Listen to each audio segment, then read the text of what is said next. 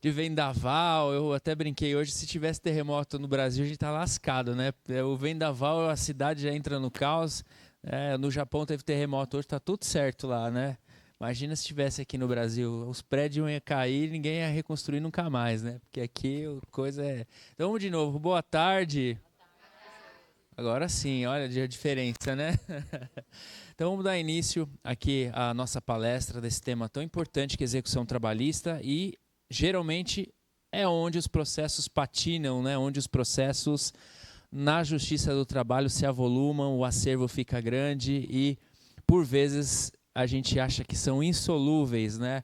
Então a execução trabalhista é uma matéria que a gente sempre tem a necessidade de trazer, de informar, de esclarecer a advocacia, porque se a gente tem o conhecimento, tem a informação, a gente consegue, por vezes, até facilitar um pouco mais, né, o caos que é e o caminho tortuoso que a execução trabalhista, por vezes, se transforma. Então, antes de fazer a abertura oficial aqui, eu gostaria de fazer minha autodescrição, para quem está assistindo pelo nosso canal do YouTube, 102 Santo Amaro. Eu sou um homem branco, cabelos e barbas grisalhas, estou vestindo uma camisa branca com listras azuis, estou com óculos com armação preta, ao meu fundo uma parede branca com a logo da subseção de Santo Amaro, ao meu lado a querida Rayana e a Patrícia e a nossa palestrante hoje da noite que vai nos abrilhantar com esse tema, a doutora Juliana. Então, agradeço a presença de vocês aqui para essa palestra e a OAB Santo Amaro tem a honra de receber a todos e todas para esse evento na qualidade de presidente da subseção de Santo Amaro. Eu digo que essa palestra foi organizada e capitaneada pela Comissão de Direito do Trabalho, cuja presidente, doutora Patrícia, está ao meu lado esquerdo e para quem assiste da plateia e de casa, lado direito, e pela doutora Rayana, também, e com a coordenação da Cultura e Eventos, presidida pela doutora Marta Voltas. Vou passar então a palavra aqui para nossa presidente, doutora Patrícia, para fazer também a leitura do currículo da nossa palestrante desta tarde e noite. Então, doutora Patrícia, a palavra está contigo. Obrigada, boa noite a todos. Também faço aqui a minha autodescrição para quem está em casa. Também sou uma mulher branca, de cabelos médios, escuros. Estou com um vestido cor-de-rosa, um chale preto. E à minha direita, o doutor Fante, e à minha esquerda, a doutora Juliana, palestrante. Bom, como o doutor Fante disse, vamos aqui ao currículo da nossa palestrante, a doutora Juliana. Advogada com mais de 25 anos de atuação, especializada em execução trabalhista e quebra de blindagem patrimonial. Professora na pós-graduação em execução civil e trabalhista pela Uniarnaldo, com escritórios em São Paulo, capital e interior. Presta consultoria estratégica a escritórios de advocacia em todo o país, com foco em recuperação de crédito, localização de ativos e treinamentos jurídicos. Doutora Juliana, seja bem-vinda. Antes da doutora Juliana começar, como ela já nos confidenciou que gosta de falar aqui à frente, então eu vou fazer a descomposição da mesa, né, para que a doutora Juliana não fique preocupada que está de costas para nós, e ela possa ter toda a liberdade e toda a autonomia para fazer a sua palestra. Então, vamos descompor, né, Rai e Patrícia, e vamos assistir aqui a palestra. E como eu estava falando com a minha querida amiga Roberta, eu me despeço de vocês porque tenho que fazer o que eu faço, que é a Assembleia de Condomínio. Mas eu fiz questão de vir aqui para te receber, para fazer a abertura, né, e para te prestigiar e prestigiar aqui as minhas queridas Patrícia e Rayana. Obrigado. Obrigada, doutora. Gente, muito boa noite. Meu nome é Juliana Tiani. Eu sou ruiva, dos olhos verdes, tenho 1,63 m, 55 quilos, eu acho ainda. E eu estou ainda, né? Estou do seu lado esquerdo, né? Do lado esquerdo da doutora Patrícia. Ainda está. Ainda estou. Então, eu quero agradecer, desde já, o convite que veio da doutora Rayana, que eu conheço há um bom tempo. Muito obrigada, doutora. Doutora Patrícia também por ter aberto a porta e, lógico, ao nosso presidente Fante. Então, gente, vamos lá? Vamos descobrir como é que a gente pode acelerar o nosso processo de execução, como é que a gente pode acelerar o recebimento do nosso alvará e como é que a gente pode ficar milionário, que é isso que a gente quer, não é? Opa. A pretensão. Bom, o que eu sempre falo para os meus alunos? Se fosse o passador. Tá certo. Isso. Tá certo, tá funcionando certinho. Muito obrigada. Acho que tá. Então, sempre que eu falo para os meus alunos, a execução começa quando o cliente bate na sua porta. Ali já começou o seu processo de execução e você nem sabe. Por quê? Quando um cliente bate na nossa porta, e eu vou dar exemplo trabalhista, porque a minha maior carteira hoje é trabalhista. Eu tenho bastante civil, mas 90% da minha carteira é trabalhista. Então, o que eu sempre falo?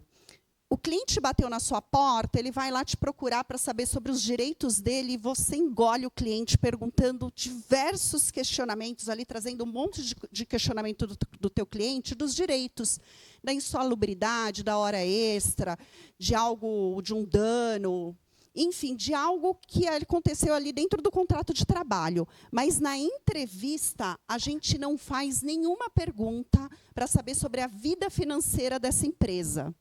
Então, toda vez, a partir de hoje, que a gente for atender o cliente, além de saber os direitos do cliente, a gente tem que saber sobre a vida financeira da empresa. E como? Vamos falar aqui que eu estou com o reclamante José na minha frente, já perguntei de todos os direitos dele, e agora eu quero saber da vida financeira dele. Eu, rapidinho, conversando com o senhor José, que é meu reclamante, eu vou na Jusesp e vou abrir o contrato social daquela empresa, aquela ficha simplificada, breve relato que a gente chama. E eu vou falar assim, senhor José, quem são os donos da empresa? Quem que o senhor considera que é o dono da empresa? E o senhor José vai falar para mim, doutora, quem são os donos da empresa? São meus chefes, é o dono da coisa toda lá, é o João e a Maria. E eu, com muita surpresa, olhando o contrato social que eu acabei de abrir na junta comercial, eu vejo que está o Arnaldo e o Antônio. Falar, que estranho, explica para mim quem é o Arnaldo e o Antônio. Nossa, doutora, o Arnaldo ele é o segurança da empresa. E o Antônio é o contador que trabalha lá dentro. Gente, vocês já entenderam tudo. Ali dentro tem um sócio oculto.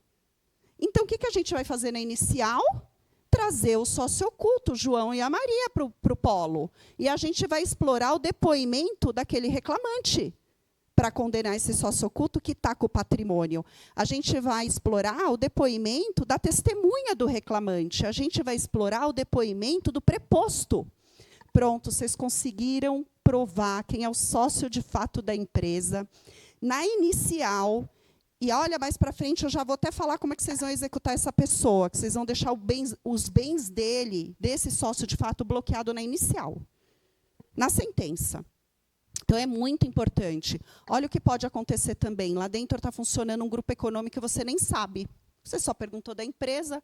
Aí ele fala assim, doutora, lá é uma empresa de segurança. Só que também tem uma empresa de limpeza, que tem um outro CNPJ, tem uma empresa de equipamentos eletrônicos, que é outro CNPJ, tem um outro não sei o quê, mas é um monte de empresa, funciona tudo lá dentro. Gente, vocês entenderam tudo, é um grupo econômico. Com uma pergunta que vocês fizeram, grupo econômico hoje é na inicial. É muito difícil um grupo econômico, depois do julgamento do tema 1232, a gente trazer na fase de execução. Então, grupo econômico, o melhor momento hoje é na inicial. E é ali que você vai conseguir a condenação. E ainda explorando o depoimento, que você não consegue fazer na fase de execução. Certo? Então, você também, muitas vezes, pode explorar sobre o cônjuge. Fale o cônjuge. Tem cônjuge? Tem, doutora. Ela vive lá. Gente, olha só, a gente talvez pode trazer um cônjuge para o polo passivo e ela sendo uma sócia de fato, porque ela tem poder de administração e de mando na empresa, mesmo não participando no contrato social. Aí hoje você quer condenar um cônjuge, você consegue? Não, você consegue só condenar ele quando ele tem uma fraude. Ou, no mínimo, se esse cônjuge que não participa do contrato social explorou economicamente da mão de obra desse reclamante, se ele for do lar. Ou seja, a gente está falando de uma empregada doméstica, de um segurança, de um cuidador. Mas não são todas as nossas ações que são assim. Mas quase todas os nossos sócios são casados. Ou, ao contrário, as sócias. Então, a gente tem que ter essa mentalidade de pensar que a execução começa na inicial, não é depois que homologa os cálculos. Porque depois você perdeu o time. Você perdeu o time dessa execução, ele já blindou. Ou você nem consegue chegar nessa pessoa que é o responsável. Então, o primeiro ensinamento, a execução nasce na inicial com entrevista sobre a vida financeira da empresa. Fechou, a gente já aprendeu isso. A partir de hoje vai funcionar assim no meu escritório. Tá certo. Saiu uma sentença. Essa sentença foi totalmente procedente, porque aqui eu só tenho advogados feras, ninguém vai ter parcialmente procedente jamais. Totalmente procedente, condenou o grupo econômico, condenou o sócio de fato. O que eu vou fazer para acelerar a minha execução? Eu vou olhar ali, a empresa recorreu. A empresa recorreu, vai para o TRT, vamos pensar que vai ficar 1 ano e meio lá, que está bom, porque antes eram 4. Vai ficar 1 ano e meio lá. Aí vamos pensar que mais 3, 4 no TST, essa execução vai vir com 6 anos para vocês? Com o quê? Com mais nada, a empresa com porta fechada, com certeza. Então, o que a gente vai trabalhar? Saiu a sentença, cumprimento de sentença provisório. Não existe um processo com sentença que a gente aguarda o trânsito em julgado para apresentar cálculo. Isso não existe. Se a gente está pelo credor, o que a gente tem é pressa. Então, para a gente receber o processo, é estratégia e time, porque não adianta você ter estratégia e ter perdido o time, ou você ter o time e errar na estratégia. Então, é sempre um trabalho em conjunto. Então, o cumprimento de sentença provisório, ele é obrigatório. Não tem como você deixar um processo de execução rápido sem ele, tá certo? É para cima.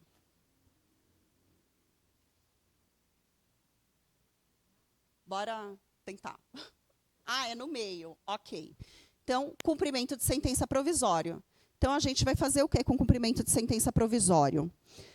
Saiu a sentença, eu não sei fazer cálculo, eu mando para um contador. Mas olha o que eu dou de dica para vocês, isso é importante. Cumprimento de sentença provisória, a gente vai apresentar a gente vai pedir para o nosso contador 2 planilhas. A primeira planilha para o contador, eu vou falar assim, seu contador, me dá uma planilha do processo inteiro, liquida quanto deu essa sentença. E eu quero uma segunda planilha. Eu quero uma segunda planilha dos valores incontroversos, daqueles valores que não foram objetos de recurso pela empresa. Porque logo mais eu vou falar por que é necessário essa planilha de valor incontroverso. Só para adiantar, valor incontroverso a gente levanta. Não precisa de nada, garantia do juiz, o trânsito em julgado, nada. Então, olha como é importante você saber o que você tem de incontroverso. O artigo 899, que é do nosso cumprimento de sentença provisória, ele fala assim, os recursos serão interpostos por simples petição e terão efeito meramente devolutivo, salvo as exceções previstas neste título, permitida a execução provisória até a penhora. O 899 fala isso para a gente, que a execução provisória é permitida até a penhora. Mas se a gente está falando em valores incontroversos que não foram objeto de recurso pela empresa, esse incontroverso é provisório ou definitivo? Ele é definitivo, então ele não entra no 899 e você soergue. Aí fala, doutor, mas eu soergo da onde? Da onde que eu vou soerguer esse dinheiro? Vamos lá, voltando um pouquinho. Saiu a sentença, eu não falei que a empresa recorreu? A empresa recorreu, subiu com depósito recursal no processo principal. Eu vim distribuir um cumprimento de sentença provisório. Eu mostrei para o juiz quais são meus cálculos incontroversos. Incontroversos. Eu vou falar para o juiz, a minha sentença deu 60 mil. Porém, 20 mil é incontroverso. A empresa, ao recorrer, depositou 12 mil, 16, o que seja. tem estado que é valor diferente. Recorreu, depositou 12 mil. Em controverso, o meu é 20. Pega o depósito recursal, que está lá no processo principal, transfere para o meu cumprimento de sentença e me libera esse valor. Em 2 meses, você já liberou um dinheiro para o teu reclamante. Em 2 meses, vocês já liberaram dinheiro para o seu reclamante. Em 2 meses que aquele processo entrou no seu escritório após a sentença, você já tem dinheiro circulando. Imagine se você fizer isso em todos os seus processos. Tem algum mês que vocês vão ficar sem dinheiro no escritório? Então, a gente tem que pensar como ganhar dinheiro. Mas ganhar dinheiro é atitude, não é só pensar, eu vou pensar. É pôr a mão na massa, é trabalhar o dobro, porque trabalhar com cumprimento de sentença provisório dá trabalho, gente, ainda mais para um escritório que tem muitos processos, mas é necessário, porque senão vocês vão ficar virtualmente milionários, e só. Perdeu o time. Tá? Então, é muito necessário. Então, aqui eu não vou trazer esses slides para vocês, mas vocês vão ganhar de presentes. É como distribui um cumprimento de sentença provisório. Então, como eu tenho alunos assim que não têm experiência na trabalhista, eu trouxe um e-book de como realmente distribuir um cumprimento de sentença no sistema PJE. E nunca se esqueçam, gente, olhe sempre a prioridade desse reclamante. Ele pode ser idoso, ele pode ser doente. Tem listas de doenças que a gente nem sabe, e ele pode ter a prioridade. E ele pode ter a super prioridade, ser doente e idoso. Então, a gente tem que ficar esperto, porque isso aí também vai acelerar o nosso processo. E é dentro do sistema que a gente pede. Não adianta você ir lá e ficar pedindo para o juiz, me dá prioridade. Não existe. Você tem que ir lá, clicar no botãozinho da prioridade no sistema PJE para ele rodar diferente, tá certo? Então, olha lá. Distribuir um cumprimento... Eu estou tão assim que eu não estou precisando mais do slide, pelo jeito. Distribuir o cumprimento de sentença provisório, apresentar os cálculos provisórios e solicitar ao contador que apresente uma planilha de valores incontroversos. E aí, outra coisa que acelera a execução. Empresa com patrono constituído nos autos, você tem que requerer a intimação para pagamento pela pessoa do advogado, porque, às vezes, vocês ficam lá pedindo mandado e edital, e o rapaz está em patrono, a empresa. Então, a gente tem que ficar bem ligadinho nisso, porque isso também acelera. Querendo ou não, para cumprir um mandado, são 4 meses. Tá? Aí, eu vou trazer aqui que não é de acelerar a execução, mas é muito importante. Quem aqui lê sentença de liquidação até o final, ou é aquela pessoa que confere o valor? Ah, eu estou vendo aqui o valor está certo, meus honorários estão certos, INSS está certo. É assim que a gente confere, né? Olha lá, está certo o valor. O valor, a gente se apega no valor, está tudo certo, meus honorários que são sagrados estão aqui, está tudo certo. Está tudo errado. Sentença de liquidação, a gente lê até o final. E a gente se apega na fundamentação do juízo naquela sentença de liquidação. Porque o juízo ele pode usar 2 artigos para fundamentar a sentença de liquidação. O 884, que fala que após a garantia do juízo, pode vir impugnar esse cálculo de liquidação, ou o 879, que fala que após a apresentação, após 8 dias da apresentação da sentença de liquidação, já está correndo o seu prazo para impugnar a sentença de liquidação. Agora, vamos imaginar que eu, reclamante, entendo que o meu processo é de R$100 mil. O juiz homologa 60. Falo, nossa, esse cálculo está errado, eu vou esperar garantir o juízo e vou impugnar esse cálculo, porque ele está totalmente errado. A empresa garante, é um banco, garante, aí eu vou lá e impugno. Aí o juiz vai falar, doutora, você é preclusa. Porque se você voltar lá na sentença de liquidação, eu falei que era pelo 879. E seu processo vai ser 60 mil e acabou. Você perdeu o prazo. Então, gente, fique esperto. Por quê? Porque se vocês perderem um prazo de sentença de liquidação, e eu não sei se alguém é da comissão de ética da OAB aqui, se o reclamante for lá e falar assim, viu, a própria advogada achou que o meu processo valia 100 mil, e ela apresentou e perdeu o prazo, eu quero a diferença. Vou lá na OAB, depois eu vou lá no cível, porque o advogado... Gente, muito cuidado com o cliente não é seu amigo, tá? Tem cliente que torce por um poste cair na cabeça dele para ele ganhar indenização. Ele torce, ferozmente, para ele ganhar uma indenização. E eu já vi advogado pecar ali na prescrição intercorrente, não foi um, foram vários, pecar ali na prescrição intercorrente, pediu o desarquivamento do processo indicando um bem ou pedindo uma penhora a rosto porque o imóvel foi arrematado, e o juiz, pá, prescrição intercorrente, você não vira no tribunal. Aí o rapaz vai lá e fala, então, tinha um bem, ele não andou com o meu processo, agora deu prescrição intercorrente, ele não ia receber da empresa, mas do advogado ele vai. Porque ele vai, escuta o que eu estou te falando. Então, tomem cuidado, gente, a gente tem uma responsabilidade que a gente nem sabe. Se vocês perderam esse prazo aqui na hora de ler a sentença de liquidação, estava pelo 879, o contador te alertou, doutora, lá na sentença está 879, você comeu bola. Pelo amor de Deus, não protocola. Não faça isso. Não protocole um prazo fora não protocole uma peça fora do prazo. Você está dando um atestado para o juiz dar uma preclusão para você, ou intempestividade, e você responder. É mais fácil você manter. Falar, eu entendi que não era. Quem tem a técnica sou eu. E acabou. Do que fazer uma coisa preclusa, uma coisa perdendo prazo, uma coisa intempestiva. Não faça isso. Primeiro que não deve errar. Tem que ter zelo. E segundo, se acontecer, não piore.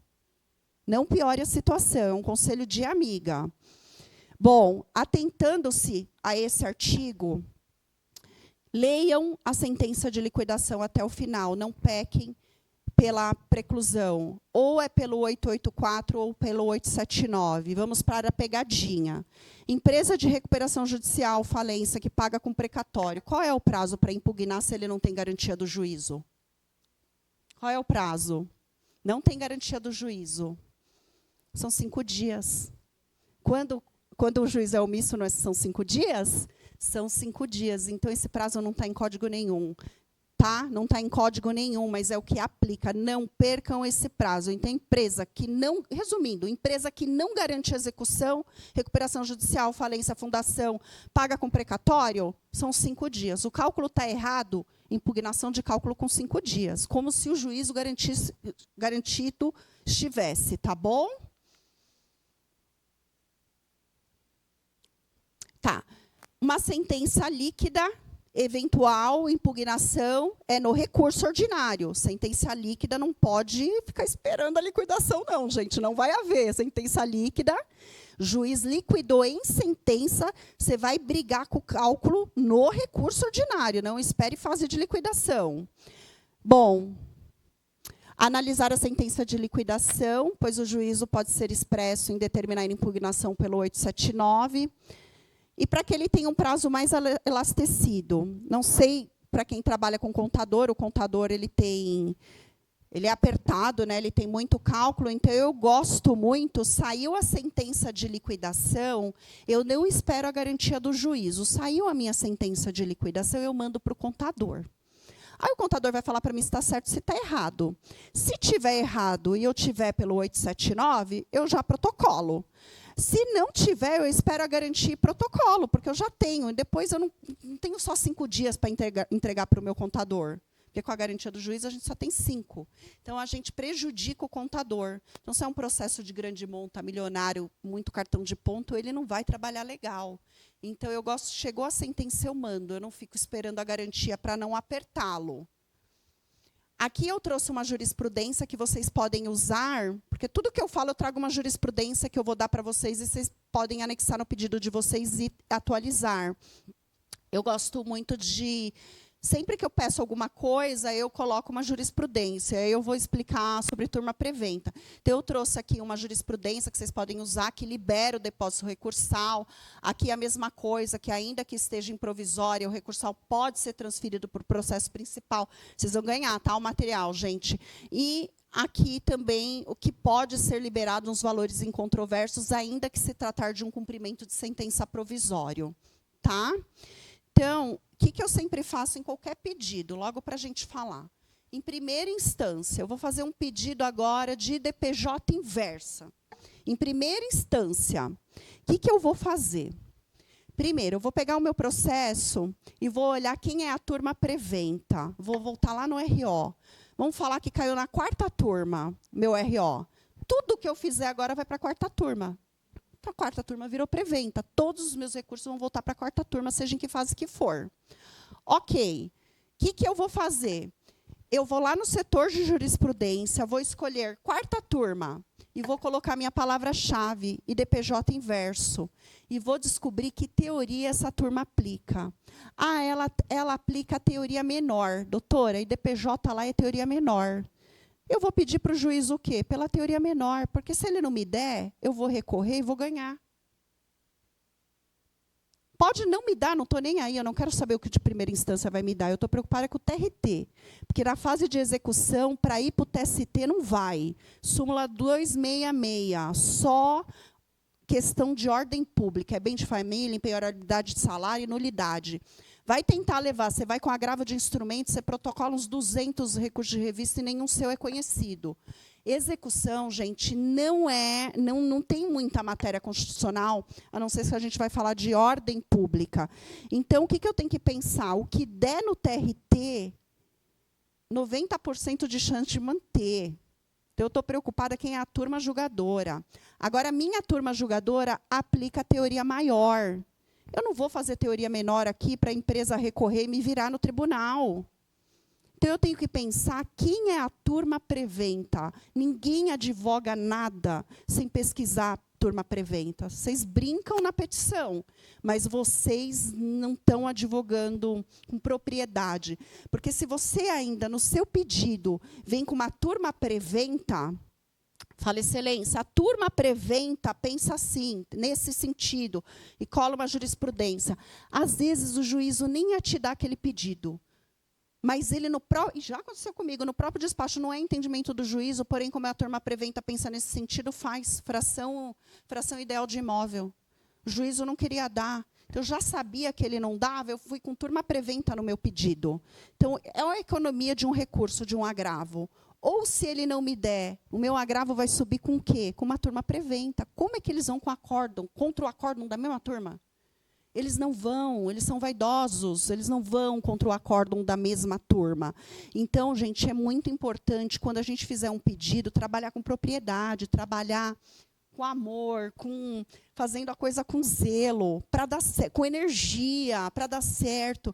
E é querer muito. Não adianta assim a gente reclamar, estou sem dinheiro, não sei o que lá. Não é isso, é virar a chave, é querer muito. É ir com ousadia, é ir despachar.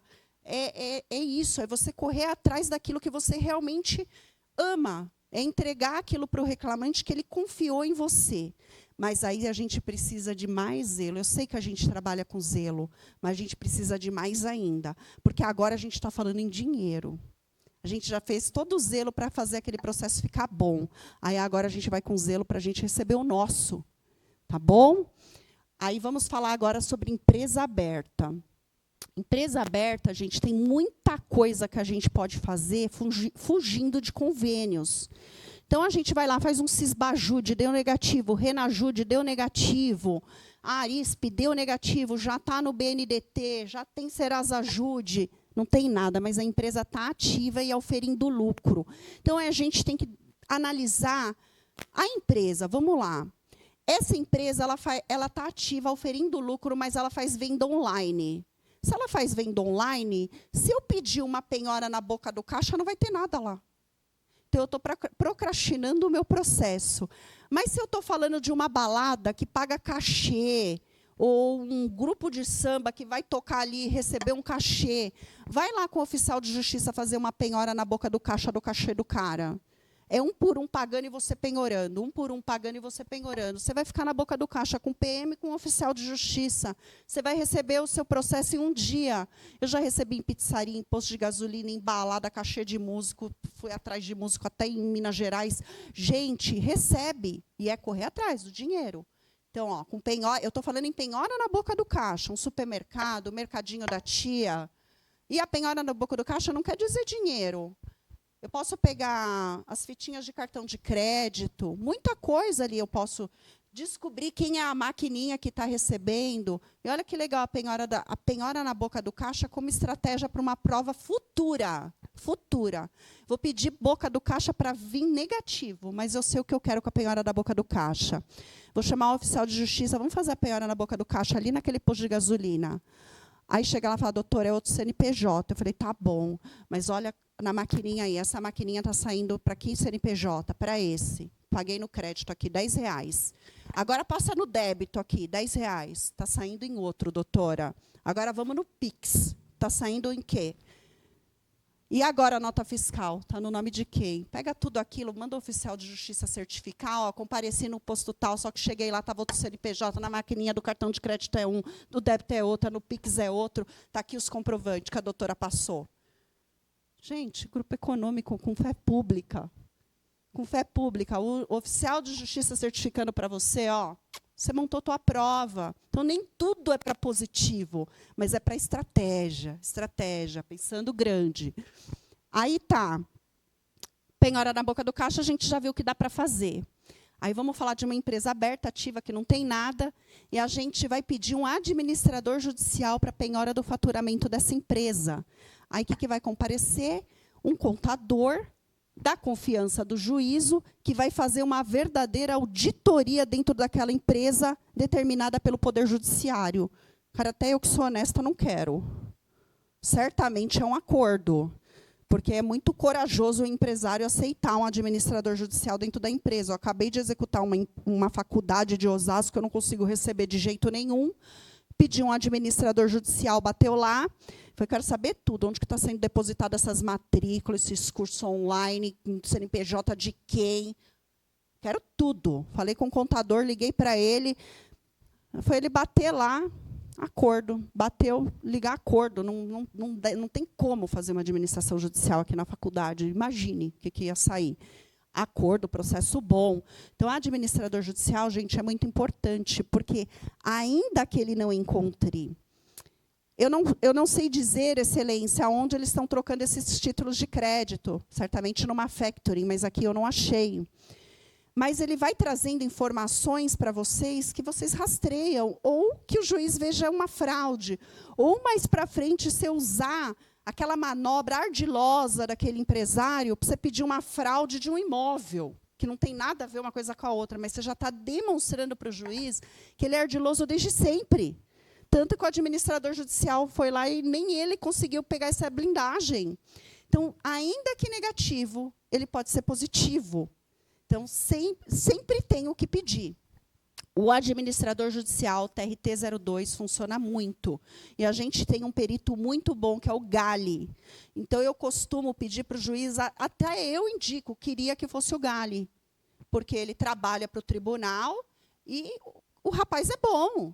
Ele é muito bom, ele é poderoso, ele vai lá, ele é um senhor, ele vai com atitude, ele é respeitado, ele sabe fazer um bom trabalho, e é um trabalho muito bem feito mesmo, então eu gosto do trabalho. Eu nem conheço, mas eu gosto do trabalho dele, então eu sempre peço para o juiz indicá-lo. Acho bem bacana. Oi?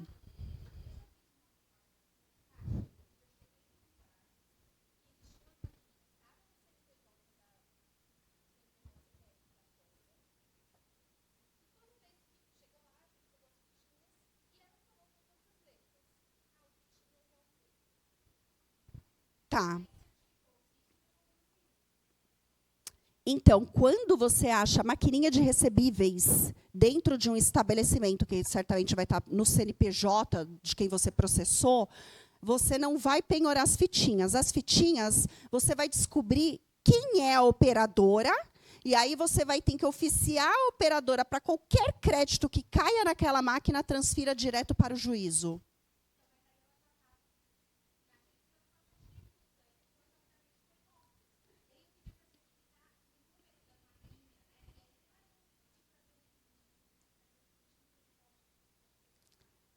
Doutora, foi um pouco de má vontade do oficial de justiça que te acompanhou.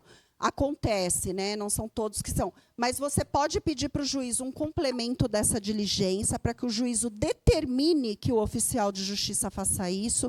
E o interessante da maquininha é você oficiar a operadora da maquininha para qualquer crédito presente ou futuro. Hoje em dia é muito GetNet, são as mais que eu pego fisicamente, mas existem várias carteiras aí, até mesmo de bandeira de cartão, Visa, Elo e assim vai, para várias bandeiras, mas é sempre a operadora do cartão que tem que ser oficiada depois que você descobre. Porque assim, o devedor, doutora, infelizmente isso vai acontecer, não vai ser todas que darão certo. O devedor ele está um passo da nossa frente, então, quando a gente fala time, é o time mesmo, e muitas vezes a gente perde, e é uma nova luta. Não são todos os processos meus que deram certo. Ele deveria, mas como não aconteceu, né, mas você pode pedir para o juízo. Ou você pode contar essa história para o juízo e falar, olha, em nenhum momento constou na certidão do oficial. Então, eu quero que certifique a central de mandados, oficie a central de mandados, para que o oficial de justiça complemente a certidão dele, ou, ao menos, que fale que essa história que eu estou falando é verdadeira, algo assim, entendeu? Mas você pode fazer essa complementação, sim, através de ofício pela central de mandados. O protesto, gente, eu acho muito interessante. Aí eu vou falar aqui, vocês vão querer me matar. Eu gosto muito de protestar a sentença de fase de conhecimento. Mas eu sou uma pessoa do mal.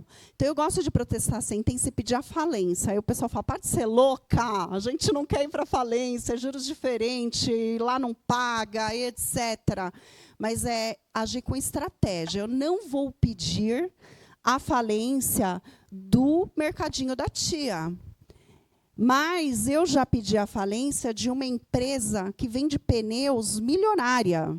Eu já pedi a falência de um laboratório de saúde aí milionário. Não me pagava, eu não achava nada, mas foi eu protestar a sentença e possível pedir a falência, não sei como eles descobrem.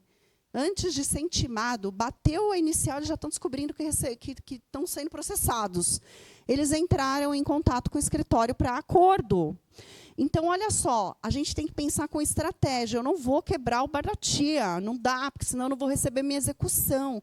Mas se for uma empresa que não pode sofrer um protesto e muito menos uma falência, se for uma empresa que participa aí de licitação, que ela não ganhou essa, mas ela vai ganhar aquela e a gente sabe. Então, olha com construtora. Então, a gente é estratégia, né? A gente tem, lógico, que deve ter uma construtora que fala, eu estou torcendo para alguém pedir minha falência, que eu estou quebrado mesmo, e eu não tenho dinheiro nem para pagar um advogado para pedir falência para mim. Então, pode ser, mas a gente vai achar com estratégia. Vamos acertar todas? Não, mas a gente vai pretender acertar todas. Na dúvida, não peçam. Mas, se você tiver certeza que aquilo é estratégico e vai dar certo, vai dar quitação, beijo, vamos pedir.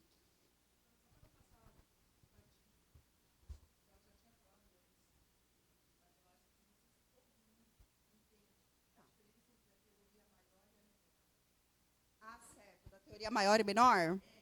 Tá, eu falo da teoria maior e menor. Porque, assim, tá certo. Às vezes eu vou falando e vai, né? Tá. Bom, vamos falar da teoria menor. Existem vários tipos de DPJ. Tem DPJ direto, indireto, expansivo, e cada um é para uma coisa. Um é para o sócio oculto, um é para o grupo econômico. Então, aí da próxima eu trago uma só de DPJ para explicar, mas existem várias. E aí a gente também existem vários tipos de empresa, né? A gente tem empresa limitada, sociedade anônima com cotas abertas, fechadas, com lucro, sem lucro, fundação, consórcio. Então, a gente tem muitos tipos de empresa. Então, vamos lá. Quando a gente quer pedir um IDPJ, um incidente de desconsideração da personalidade jurídica direta, a direta a gente traz quem? A gente vai trazer os atuais sócios e os retirantes. Então, a gente vai trabalhar sempre com teoria menor. É o artigo 28 do CDC, que fala que a mera incapacidade financeira da empresa já traz a responsabilidade para o sócio. Quando a gente fala em teoria maior, que existem alguns doutrinadores que consideram até que para a direta precisa de teoria maior, mas não. Para a teoria maior, a gente vai precisar para grupo econômico, A gente precisa, porque o grupo econômico é bem além da teoria maior, mas é uma teoria maior. Teoria maior, a gente tem que falar sobre desvio de finalidade, a gente tem que falar de abuso de personalidade, a gente tem que falar de fraude, de simulação, de institutos do direito, que traz para você, além da objetiva, que é a mera incapacidade financeira da empresa, além da menor. Então, sempre a quem é maior, então a gente vai para desvio de finalidade e tal. E quando a gente aplica para o grupo econômico, para um sócio de fato, porque não é mera alegação, você precisa produzir prova para condenação. Então, já muda a teoria, são provas maiores. Então, existe um tema que está sendo discutido para sócios atuais e retirantes para aplicar teoria maior, mas não foi nada aprovado. Até hoje é teoria menor. O que os juízes, e principalmente os desembargadores, estão confundindo é que, assim, acabou de julgar o tema 1232. E lá fala que pessoas terceiras que não participaram da fase de conhecimento não podem vir na fase de execução, a não ser por fraude. E eles estão aplicando o tema 1232 na IDPJ direta. Eles falam, como o tema 1232 fala que eu tenho que fazer todas essas provas, e eu estou trazendo pessoas estranhas para o polo na fase de execução, então eu também quero que aplique assim. Mas é um equívoco, gente. O tema 1232 é exatamente para grupo econômico. Se eu estou falando de sucessão processual não, sucessão de empregador, eu não estou falando de grupo econômico. É aquele famoso distingue. Então, a gente tem que sempre ter em mente, cuidado, porque, às vezes, o processo pode ser sobrestado e você nem se atentar. Eu sobresto porque é assim. Tá, mas eu não estou falando disso, é distingue. Eu estou falando de sucessão de empregador. Estou falando de grupo econômico. Eu estou falando aqui de sócio de fato. Eu não estou falando de grupo econômico. Então, aí é um embargo de declaração para você falar que ela está contraditória. Se não manter, tribunal. Agravo, sobe. Tá? Mas não. Então, atual sócio e sócio retirante, teoria menor. Teoria menor. Incapacidade financeira, você já traz o sócio. O grupo econômico, aquele monte de exigência que veio no voto de ontem, tema 1232. Inversa, na dúvida faz maior, na dúvida faz todas as provas, mas aplica-se a menor. O meu entendimento é a menor. Então, o que eu faço? Eu vou em turma preventa. A preventa aplica menor? Eu vou pedir menor. A preventa aplica maior? Eu vou pedir maior. Eu vou fazer mais provas daquela confusão patrimonial, etc. e tal. Então, vai trabalhando com turma preventa. O mais importante é isso. Pode falar, doutora. O tema 42. Não, sim. Então, eu estou te falando, é porque eles estão querendo aplicar essa teoria. Mas acontece que, até agora, não há julgamento falando que é maior. Suspensão, a gente vai ter muitos, doutora. Olha, não vai ser uma fase de suspensão. Se não for da derrota da Justiça do Trabalho, que vocês viram agora, que acabou de sair, né? Então, é isso. Suspender tema. A gente estava... Teve um dia que eu estava na posse de um ministro e eu encontrei com o professor Antero. E eu falei, professor Antero, eu estou bem preocupada, porque eu estou com o tema, já faz um tempo, eu estou com o tema de penhora de percentual de salário suspenso, grupo econômico suspenso, competência da Justiça do Trabalho com recuperação judicial suspenso, e mais outro tema suspenso. Aí eu falei, professor, sabe como é que eu vou receber esse processo? Meus processos indo na macumba. Falei para ele, vou para macumba, vou para qualquer outro lugar, vou para a reza, para algum lugar, porque meus temas estão todos suspensos e eu trabalho com execução. Então, eu vou ter que ir para algum lugar, porque para o judiciário não está dando mais. Eu tenho que ser além daqui. E ele riu, ele falou, se você for, eu vou junto. Porque a gente do tribunal também está preocupado. Então, a gente vai penar um pouquinho na execução, doutora. A gente está percebendo que tudo está contra a Justiça do Trabalho. E quando a gente fala em execução, a gente vai executar, são empresários, tá certo? E hoje, lá dentro, quem está? É empresário. Antigamente existia a figura político. era um político de família, era aquele cara que nascia para a política, ali era sempre político. Hoje não, é empresário bem-sucedido se metendo na política. E é isso. Só tem empresário bem-sucedido, rico, milionário lá se metido na política. E eles vão julgar a favor de quem, se não deles mesmos, gente? A gente é trabalhador. Eles vão julgar a favor deles. Então, a gente vai sofrer daqui para frente, doutora. É verdade, como diz a Sabrina Sato. Pois é, doutora. Então, vamos sofrer, mas a gente vai preparado. Entendeu? A gente vai sem medo, a gente vai destemido, porque a gente vai destravar uma execução. Não importa o que eles colocarem lá, a gente vai vencer. Entendeu? É isso. Eu gosto muito também que eu peguei uma empresa aberta ali, que eu estou com os convênios de praxe negativos, jogar a palavra-chave no Google mesmo, junto com a palavra leilão, com a palavra asta pública, coloca o nome do sócio, palavra leilão, palavra asta pública, porque às vezes ali no Google já traz para você um edital de leilão, copia o processo e vai lá ver o processo do terceiro. Ai, vai haver um leilão. Poxa, penhora rosto urgente, em 1 segundo você descobriu. Você já vai pedir uma penhora rosto urgente que tem um leilão aí para acontecer. Então, é importante dar um Google aí no nome dos sócios e da empresa. De repente, você descobre que um sócio aí está com bem, indo para leilão. Você nem tem um IDPJ de sócio ainda. Você vai lá e distribui um IDPJ correndo, faz uma medida cautelar de arresto, despacha com o juízo e faz lá a reserva de crédito. Então, tem que ser diligente, tá? Penhora de crédito, penhora na boca do caixa. Tem juiz que, quando pede a penhora, determina a administração judicial, ele manda para o oficial de justiça. Eu não gosto. Eu gosto muito para o contador, porque os poderes dos contadores e a técnica do contador é bem diferenciada. Então, se puderem, não faça virar um agravo. Se for oficial de justiça, deixa aí. Depois você pede para trocar, porque diz que a diligência não teve efeito. Mas trouxe aqui para vocês conseguirem pedir para que altere de oficial de justiça para um contador. Tá bom? Os poderes e a técnica de um contador são estudados para isso, né? Outra coisa que pode acelerar o seu processo de execução é quando a gente tem responsabilidade subsidiária nos autos. Então, assim, gente, responsabilidade subsidiária nos autos, se vocês tiverem provas emprestadas de que a primeira empresa não tem bens, vocês não precisam fazer nada contra elas.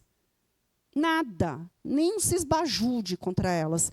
Vocês vêm com prova emprestada e falam, doutora, olha um monte de ações que tem contra essa empresa aqui, com a certidão do BNDT. Aí, desses 100 mil processos, eu trouxe 10 aqui para Vossa Excelência, com Cisbajude atualizado negativo, Renajude negativo, Tatatá negativo, mandado de penhora lugar fechado, tudo negativo. Então, Excelência, intime-se a subsidiária para apresentar. Olha como você vai mudar o seu pedido. Intime-se a subsidiária para apresentar bens livres e desimpedidos da primeira empresa ou pague a execução sob pena de penhora. Ela não vai ter nada para apresentar. Então, ela vai ter que pagar. Agora, quando você vai lá e fala, manda pagar. Quero que intime a subsidiária para pagar. Você só fala isso. Aí ela vai embargar, vai falar que não tentou contra o sócio, que não fez um sei que lá, e vai encher linguiça, e seu processo vai subir para o tribunal. Talvez seu processo suba ainda assim para o tribunal, só que ainda com ausência de provas, porque ela não vai conseguir apresentar nada, e você virou o quê? O ônus para ela. Não para você. Aí ela não tem, aí você ganhou. Ok. Então, não precisa de forma nenhuma realizar pesquisas primeiro contra a empresa, depois contra o sócio, para só depois pedir para a subsidiária. Tá certo? Pode ir direto, e trouxe aí alguma jurisprudência. Renajude, gente. Renajude é um convênio simples, né? Que a gente fala, é um convênio simples. Mas tem muita coisa que o Renajude é legal. Por exemplo, vocês acharam um veículo de propriedade do devedor, aí o que vocês vão pedir? A penhora, a avaliação e a remoção desse bem. A remoção do bem. Por que a remoção do bem? Para tirar esse bem do conforto do devedor. Se o devedor todo dia for para casa com o carro dele, ele não vai estar nem aí para a sua execução. Ele não vai estar. Então, tire o bem do conforto do seu devedor. Então, todos que a gente pedir agora, a gente vai pedir para remover esse bem. E aí, o que a gente vai falar também? Para bloquear esse bem junto ao Renajude. Então, para transferência, para não vender para terceiro, para circulação, porque a polícia vai parar ele em blitz policial, vai apreender esse veículo, vai mandar ofício para o juízo, falando em que pátio está, e você vai lá com o oficial de justiça fazer a penhora, avaliação e remoção desse bem, porque ele foi apreendido pela polícia, porque ele estava lá bloqueado com transferência. E licenciamento, porque ele não vai conseguir pagar o licenciamento, e ele vai começar ou tomar multa ou ser apreendido. E aí ele não vai dar conta, aí ele vai ter que fazer um acordo nesse processo, ou entregar o processo para a justiça para leilão, ou você adjudicar conforme for o seu gosto. E aí, o que eu gosto bastante? Pedir também a aquisição originária, porque a aquisição originária ela isenta o arrematante de pagamento de PVA e multa. Então, você pensa que o cara tem um carro bom, um Volvo, mas ele tem lá 30 mil de multa e está com um monte de PVA atrasado. Às vezes é muito difícil uma pessoa comum querer um carro desse e o arrematante também. Mas, se o juiz isentá-lo, aplicando a aquisição originária, ele não vai pagar nada. Ele vai comprar esse carro livre de ônus dele. Essa dívida vai toda para o nome do seu devedor, e ele vai ficar com ônus zero de dívida. E aí vai ter maior interesse em asta pública. É muito importante aplicar isso para imóvel, aquisição originária, porque, geralmente, eles têm dívidas de IPTU muito alta. Então, o arrematante é isento e tem mais interesse em comprar esse imóvel em asta pública. Então, a aquisição originária para a asta pública ela é muito importante. E a pessoa mais importante na Justiça do Trabalho não é o reclamante, não é o advogado, não é o juiz, não é o desembargador. A pessoa mais importante na Justiça do Trabalho, que é o melhor amigo do advogado, se chama arrematante.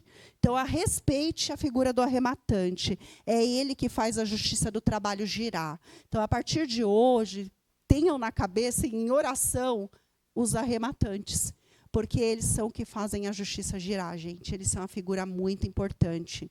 Então, toda vez que um arrematante entra no meu processo, eu não vou contra ele nunca.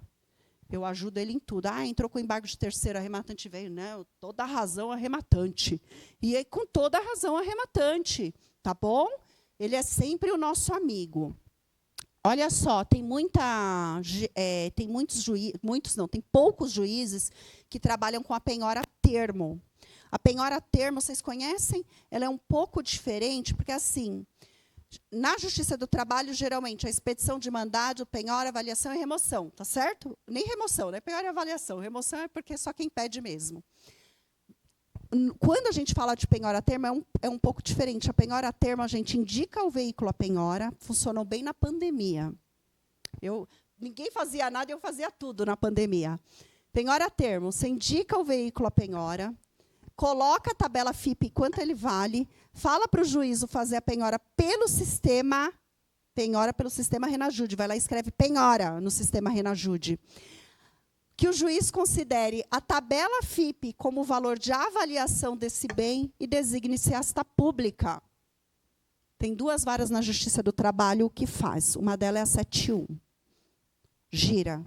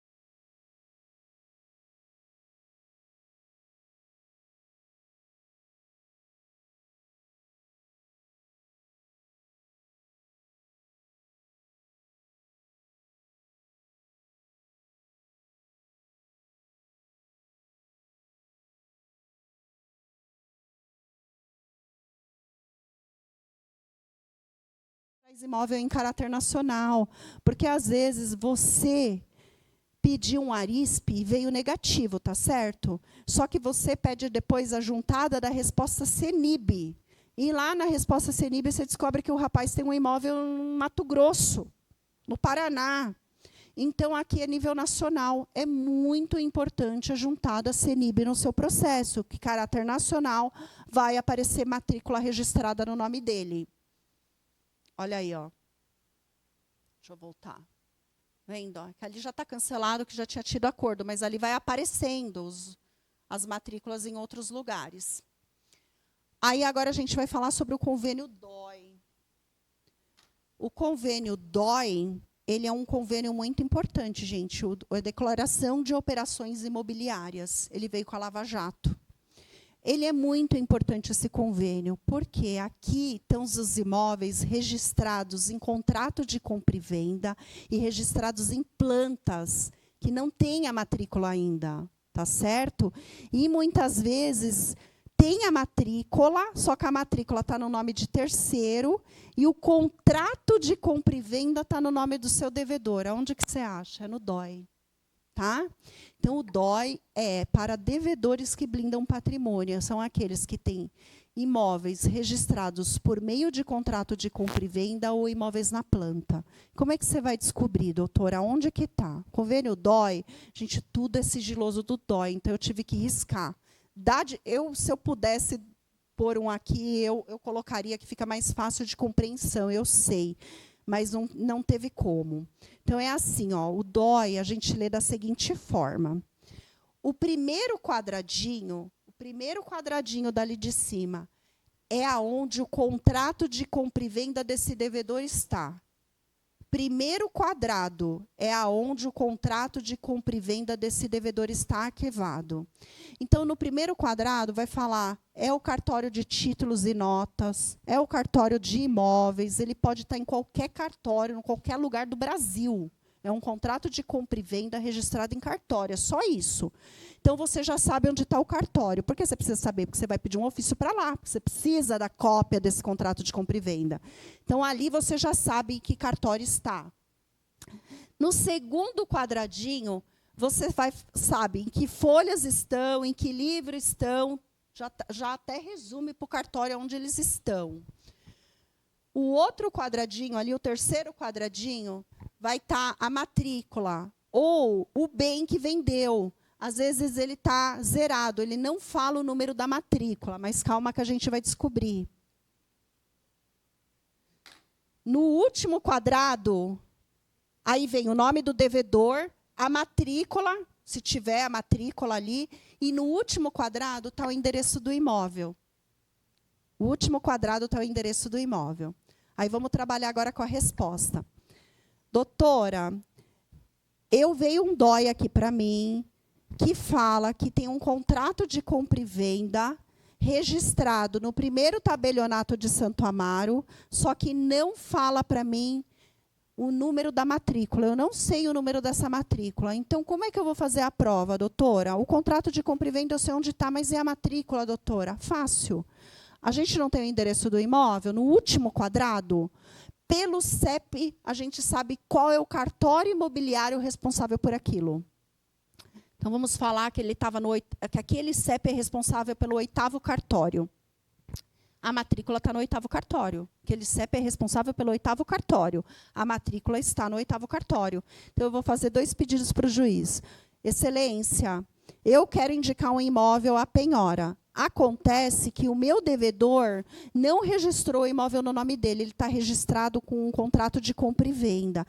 Então, eu quero um ofício para o 8º cartório de títulos e documentos. Ou pode ser um cartório de imóveis, que seja. Para o 8º cartório, para que ele traga o contrato de compra e venda.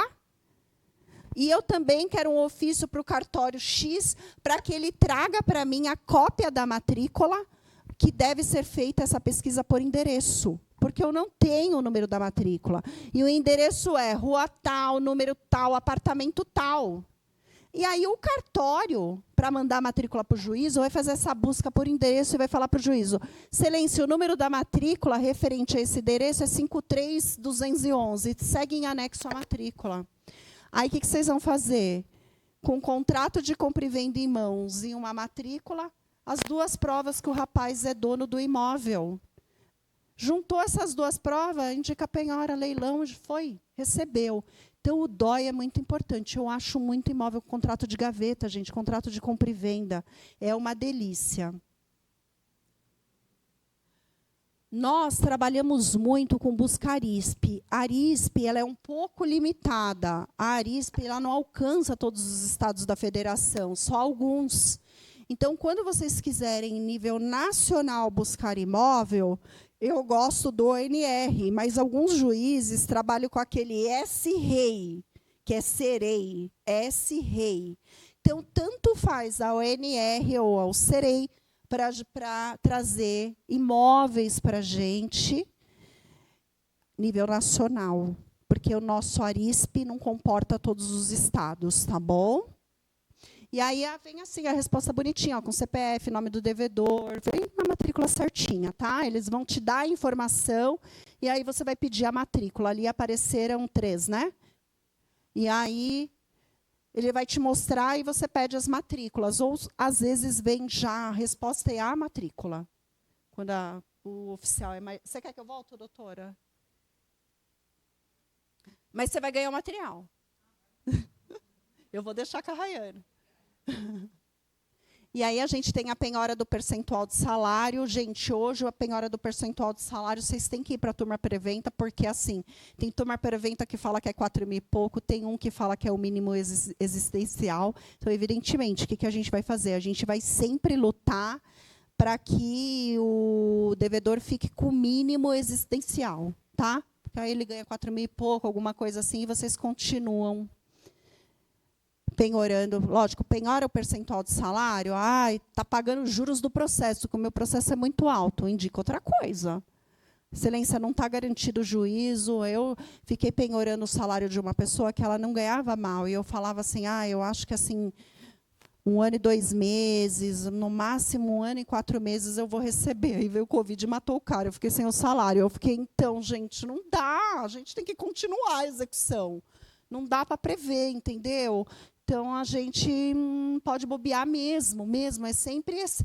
Não, excesso de penhora, quem alega é juiz, então vai indicando. Vamos sempre tentar garantir a execução, tá?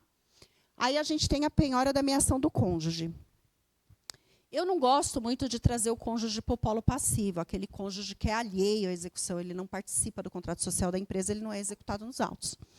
Mas existe uma forma muito fácil de você pegar bens do cônjuge pelo regime de casamento e você nem traz ele para o polo passivo. Então, a pessoa é casada pelo regime parcial de bens, acabou de comprar um Volvo e o marido é devedor.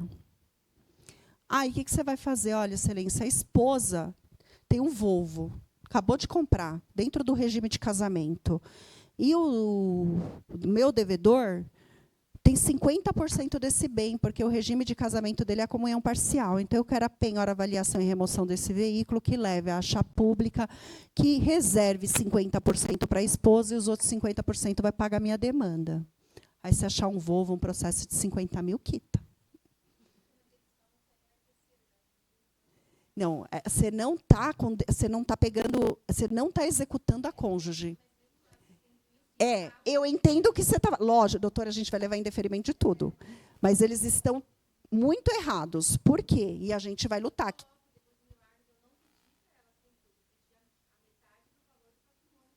Tá. Mas como é que você faz o seu pedido? Você faz um pedido pedindo para fazer pesquisas dela ou você já indica um bem a penhora dela? Porque, assim, o juízo, gente, realmente, ele não pode fazer pesquisa para uma pessoa terceira estranha lide. Eu já consegui com acórdão. Só que não posso recorrer de tudo. Gente, uma pesquisa de veículo custa R$15 e uma matrícula custa 26.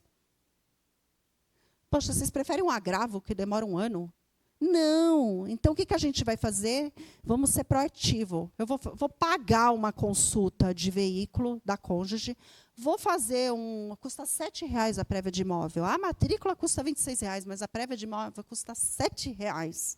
Você vai lá e investe no seu processo, faz uma pesquisa por mês. Não precisa fazer tudo de uma vez. Vai lá, uma economia, um jantarzinho, um japonês que você não vai, investe no seu processo para você levantar 50 mil. Aí vai, paga o veículo, paga uma prévia de imóvel, compra a matrícula de R$ 26 e já indica. Mas tem como descobrir, doutora? Sabe como que primeiro, talvez, se com prova emprestada de outro processo, você consiga. E hoje tem muito sistema de pesquisa que você consegue. E eu, por exemplo, eu tenho Leme Forense. Eu não vivo mais sem o Leme Forense. Leme Forense. Então, eu jogo o nome do devedor lá, é uma cabecinha, eu clico, aparece o cônjuge, o filho, a mãe, o pai, o irmão, E se eu clico no filho, mostra se ele tem empresa. Se eu clico na cônjuge, se ela tem outra. Aí eu clico, ela vai me dar o CPF da cônjuge, aí eu vou lá e já mudo de tela e vou pedir o veículo. E assim vai. O que eu pego? Pego o CPF dessa cônjuge. Jogo no cível, jogo na trabalhista, jogo no jus, vejo todos os processos que tem distribuído contra ela, vejo se ela tem uma sentença favorável para receber um processo e bloqueio 50%. Faz um dossiê. Na verdade, a gente tem que trabalhar com o dossiê da vida dos sócios. Se eu pego um sócio hoje, chegou um processo para mim, uma execução antiga, nova, seja o que for, ninguém me passa processo bom, tá? Só me procura aqueles que eles têm certeza que não vão receber e querem milagre. Se eles sabem que vão receber, eles não vão dividir comigo. E pior que não recebe. E aí, sabe o que acontece? Eu vou falar mais. O advogado ele perde o time de passar o processo, e não é para mim, é para qualquer um que é especializado. Porque ele fala assim, esse processo eu vou receber, só que a sentença de liquidação já faz 1 ano, ele sequer tem DPJ no processo, ele não tem tempo, ele não tem técnica, ele não tem saco. Várias coisas ele não tem, mas é pegado no processo. E está lá, virtualmente milionário, com o negócio com o time indo. Gente, homologou o cálculo. Ou você põe uma pessoa no seu escritório só para cuidar da execução, ou seus processos não vão girar. Não tem como. Eu sei que muita gente trabalha sozinha. Mas, gente, ou vocês dividem o tempo. Meio período eu faço conhecimento e meio período eu faço execução. Os advogados, eles amam ganhar processo de conhecimento, mas chega na fase de execução, eles cumprem publicação. É um monte de convênio, gente. Convênio não precisa. O processo é público. Você entra do amiguinho, tem o convênio. E você vai pedir no seu para quê? Se eu pego um processo hoje de execução, eu vou pesquisar, sei lá, o Felipe da Silva. Eu vou lá no JUS, tem 50 processos contra o Felipe da Silva, eu vou abrir os 50. Naquele processo, o Previjude deu negativo, o Sensec deu negativo, o DOI deu negativo, eu separo. Naquele outro processo, o CENIB deu negativo, já fizeram criptomoeda, deu negativo, não sei o que deu negativo, eu separo. Aí ali deu uma fraude, eu já guardo, separo em outro lugar do cérebro. Aqui pode ser que dê certo. E ali tem o cônjuge, que a gente não fez pesquisa ainda, separo. Outro lado da cabeça. Aí eu vou começar aqui a minha petição. Excelência, fiz um verdadeiro dossiê do executado, consultando a demanda número tal, Previjude foi negativo, o Sensec e o DOI fizeram no processo número tal uma pesquisa de criptomoedas, restaram totalmente negativas. Por que eu vou demonstrar para o meu juízo que essas pesquisas estão negativas? Porque eu não vou pedir esses convênios no meu processo, e a guria que trabalha comigo também não vai pedir, e ela também não precisa voltar de novo, vendo 50 processos. Então, eu coloco dentro da petição. Fui em tal lugar, deu negativo, fui em tal lugar, deu negativo, fui em tal lugar, negativo, porque a minha funcionária ela vai pegar, ela vai ver, ela não vai pedir. O cliente vai ler e vai falar, caramba, por isso que ela não pediu, porque ele já estava me ligando, eu quero CCS. Por que você não pediu CCS até agora, doutora? Porque eu só atendo advogado, então eles ficam. Por que não pediu CCS até agora, doutora? Às vezes ele não vai precisar perguntar, porque está lá, o CCS já foi feito na demanda no número tal e deu negativo. Então, até pesquisa negativa acelera o seu processo, porque você não vai pedir no teu. Tá bom? Então, no dossiê, gente, é importante vocês fazerem isso, um verdadeiro dossiê. Que aí vocês vão ter estratégia para onde levar a sua execução. Doutora, me perdoa, pode falar.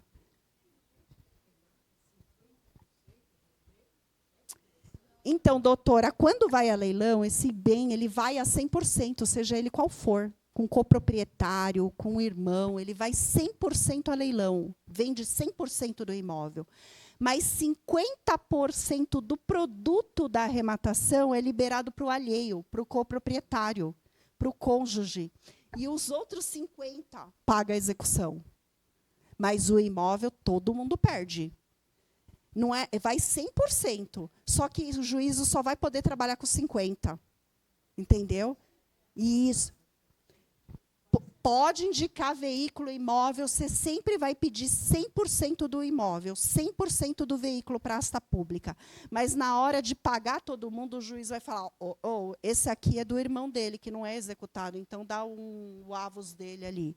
Não, esse é da cônjuge, 50% tem que ser da cônjuge.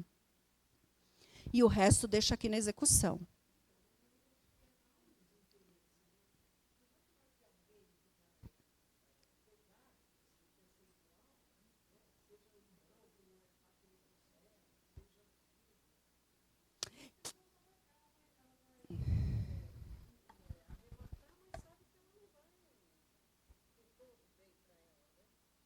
Doutora, quem arremata fica com bem, ele põe todo mundo para fora da casa e do carro. Isso é 100% do imóvel, a pessoa perde, até a pessoa que nunca deveu no processo, ela perde. O juiz, só que, como é avaliado por um oficial de justiça, vamos lá que a doutora está com uma dúvida legal. Aquilo lá é avaliado por um oficial de justiça. Então, o oficial de justiça falou que aquele bem vale 200 mil. Aí ele vai a leilão. Vamos dizer que ele foi arrematado por 200 mil. Aí o juiz vai falar, devolve 100 mil para a mulher e 100 mil fica aqui para pagar a execução. A mulher perdeu a casa. E o juiz devolveu só 50 para ela. Aí vamos dizer que é uma herança. Uma herança. O pai do devedor faleceu. O devedor ganhou 1/3, a outra ganhou 1/3, a outra ganhou 1/3, mas os dois pobres coitados são irmãos, não deve para ninguém, só quem é safado é o meu devedor. Pois 100% do imóvel vai à asta pública, os dois irmãos vão se danar, perderam bem, vão receber o percentual do que foi da asta pública e o restante vai para o processo. E aí, como é feita essa divisão? A gente tem que sempre lembrar que é o valor da avaliação, não o valor que foi obtido do objeto da arrematação. Então, olha como a gente tem que ser inteligente na hora de mandar um bem à asta pública. Eu duvido que alguém fez essa conta no cérebro. Eu estou aqui com o imóvel avaliado em 200 mil. 200 mil. É de uma cônjuge, então eu vou ter que devolver 100 para ela, porque é o valor da avaliação. Esse imóvel foi a leilão, o juiz aplicou 50%, ou seja, se esse imóvel vale 200 mil, o juiz aplicou 50%, ele vai começar a asta com 100, tá certo? Só que o valor da avaliação não foi 200 mil? Foram. Eu não vou ter que devolver 100 mil para a cônjuge? Se esse imóvel for para a asta pública por 100 mil, vai pagar quem? E o nosso processo? Não vai sobrar um centavo. Então, gente, tem que fazer a conta na cabeça. Aí que vocês vão falar para o juiz, excelência, esse imóvel ele precisa ir por 100%. Você não pode limitar 50%, não. Excelência, você tem que mandar 80%. Porque se você limitar 50%, vai vender, ela vai perder o bem, o marido também, e eu não vou receber nada, só a rematante está feliz. Está todo mundo chorando. Eu, advogado, o reclamante, a mulher e o devedor. Todo mundo chorando, a rematante rindo. Gente, essa conta tem que fazer na cabeça. Tem que fazer. Então, sempre pensa que o valor da avaliação vai para o coproprietário, o cônjuge, seja quem for, da avaliação. Então, se ele mandar esse imóvel à asta pública por 50%, não vai sobrar um centavo para ninguém. Se esse imóvel for a 100%, eu recebo. Se ele for a 80%, eu recebo. Então, vamos falar em 80%. Então, faça a conta e peça para o juiz, se ele colocar 50%, embargo de declaração, excelência, vai ser prejudicado. Tá bom? Uma dica que eu vou dar para vocês, que eu gosto muito, embargos de declaração com efeito modificativo. Eu sou danado, eu sou do mal. Olha só, vamos falar que vocês pediram um CENIB para o juiz. Excelência, foi feito o CENIB nos autos e agora eu quero a juntada da resposta CENIB, que eu quero saber se o meu devedor tem imóvel em caráter nacional. Aí o juiz vai responder assim, J, indefiro porque o CENIB não serve para localizar imóvel, ponto. Aí eu vou fazer assim, eu quero saber se o cara tem imóvel a nível nacional, gente. Eu vou entrar com agravo de petição, eu quero virar essa decisão do juízo. Mas nem sempre é necessário um agravo de petição para se levar para o tribunal. Sejam inteligentes, não peça reconsideração nunca, essa palavra no direito não existe. Vocês vão entrar com embargo de declaração, com efeito modificativo. Nesses embargos de declaração de efeito modificativo, com o exemplo do CENIB que eu trouxe, você vai falar assim, excelência, eu pedi para o juízo a juntada do convênio ao CENIB, porque o CENIB me traz informação de imóveis nível nacional. O juízo me indeferiu sob a seguinte fundamentação, que o CENIB não alcança imóveis. O juízo está contraditório, conforme... Meu Deus, fugiu a palavra. Meu Deus, o juízo está contraditório conforme manual do próprio CENIB. A palavra manual subiu da minha cabeça. Todo convênio tem um manual. O CNJ deixa disponível para a gente ler o manual de cada convênio, como funciona, como você tem que requerer, que resposta que ele traz. Todo convênio tem manual. Qualquer dúvida é só puxar no CNJ. Aí, o que eu faço? Eu faço um embargo de declaração com efeito modificativo e falo que o juízo foi contraditório ao próprio manual do CENIB. E aí, o que ele vai... Aí eu colo o manual lá para ele estudar o manual. E aí, o que ele vai falar? Eu fui contraditório, então eu vou sanear esse processo, dar um efeito modificativo e deferir o pedido dela. Você deixou aí, ó. Já pensou se fosse um agravo de petição? Então, gente, trabalhe com essa palavra contraditória com o juiz. Foi contraditório ao CENIB, foi contraditório ao próprio DOI, foi contraditório a alguma coisa. Quando vocês acham que, se eu fosse despachar ia dar certo, ele não entendeu. Faça um embargo de declaração com efeito modificativo. O embargo de declaração, o juízo não pode deixar de conhecer. Sendo tempestivo, ele interrompe prazo e acabou.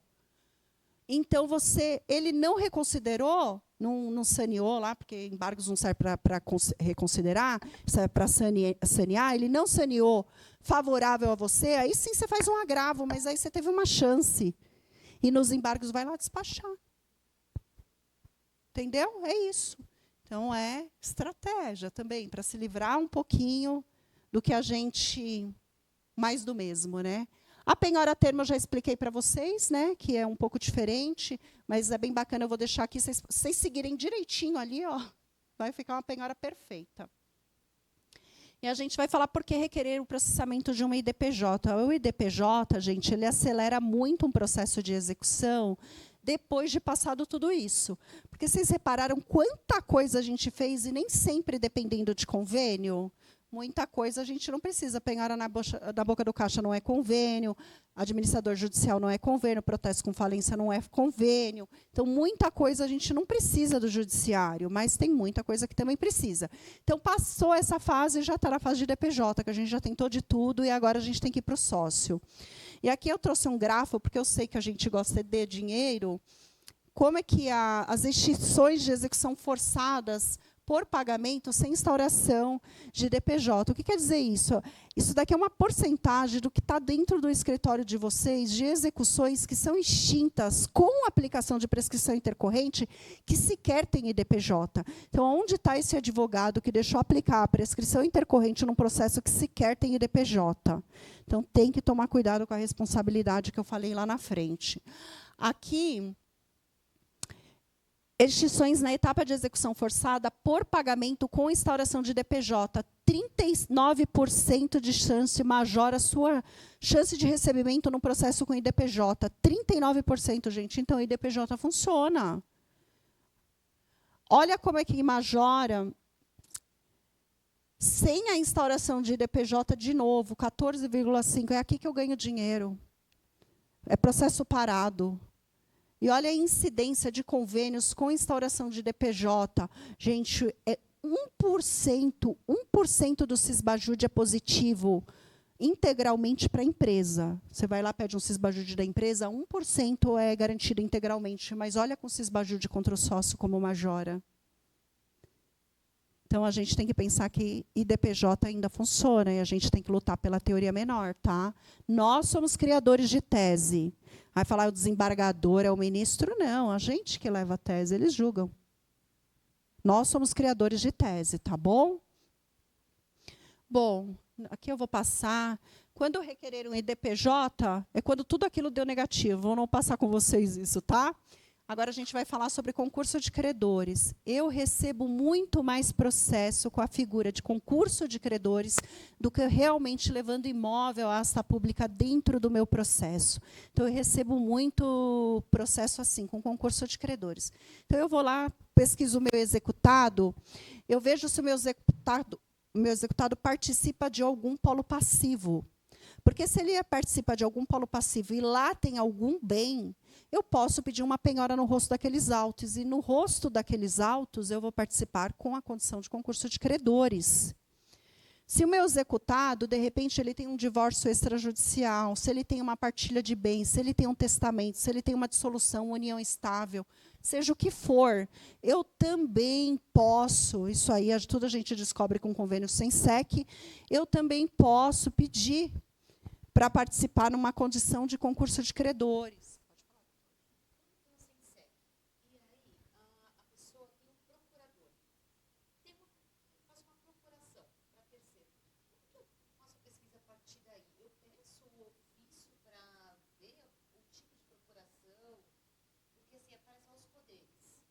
Ilimitados, né? Ilimitados. E terra até a mãe. Fazer a busca dele. Então, doutora, são diversos convênios e aí usar com estratégia. Eu gosto muito de trabalhar os 3 convênios sempre juntos. O SENSEC, que vai trazer procurações, vai trazer escrituras, testamentos, etc. Gosto de trabalhar junto com o CCS, que são relações financeiras entre pessoas, e o Sniper. Então, quando eu vou fazer esse pedido, a gente já está em busca intermediária, a gente já está um processo em outro patamar, né? Então, a gente está em busca intermediária. Então, eu peço esses 3 convênios juntos, SENSEC, CCS e Sniper, porque um depende da resposta do outro para você conseguir configurar o seu pedido. Eu peço junto, porque se o juiz indeferir, eu vou com agravo só e ganho os 3. Porque se ele me indefere o SENSEC, ele vai me indeferir o Sniper, que vai me indeferir um CCS. Então, seriam 3 agravos de petição, tá certo? Então, eu faço um pedido com os 3 juntos. Se ele me indeferir, eu já volto do tribunal com os 3. E aí, você vai trabalhar junto com o CCS para ver se dentro daquele CCS você encontra relações financeiras. Se tiver relações financeiras no CCS junto com a procuração, sócio de fato.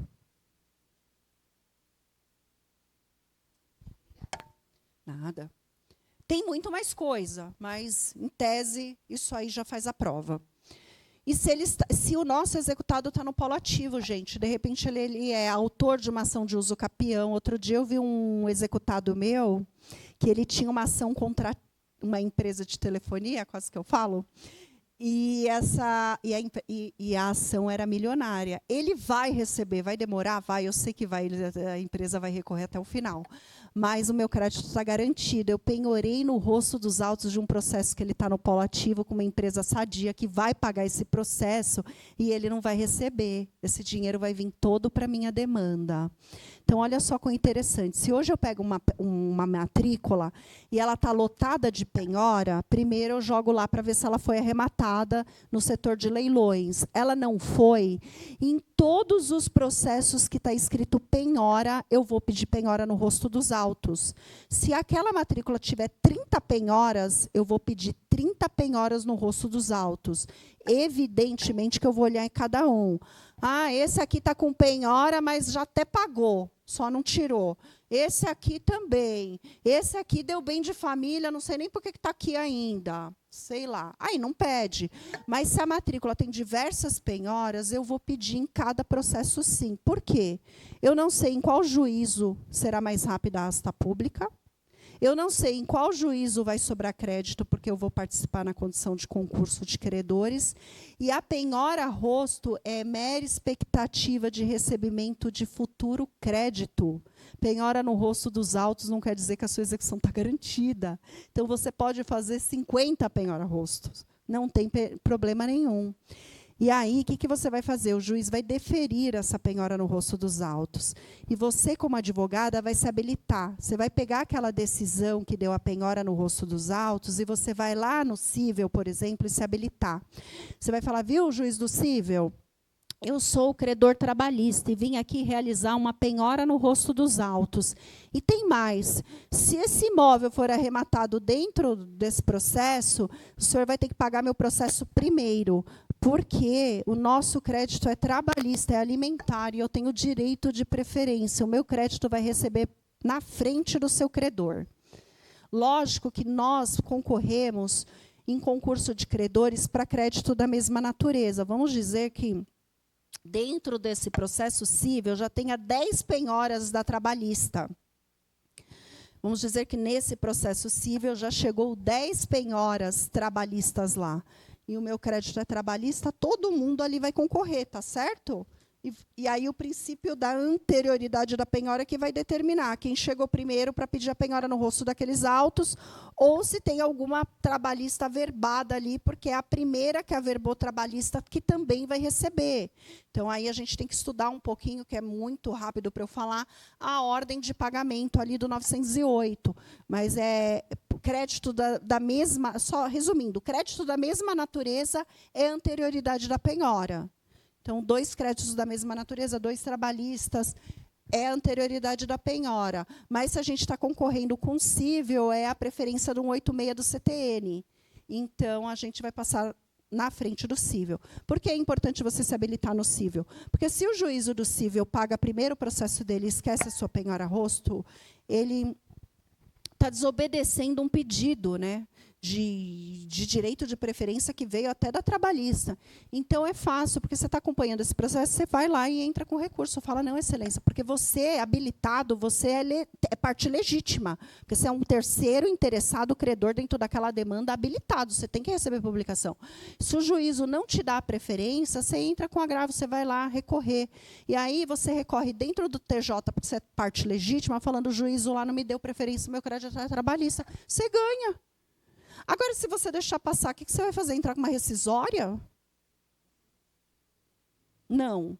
Então, todos os processos que vocês pedirem em penhora rosto, vocês têm que se habilitar e cuidar desse processo como se de vocês fossem.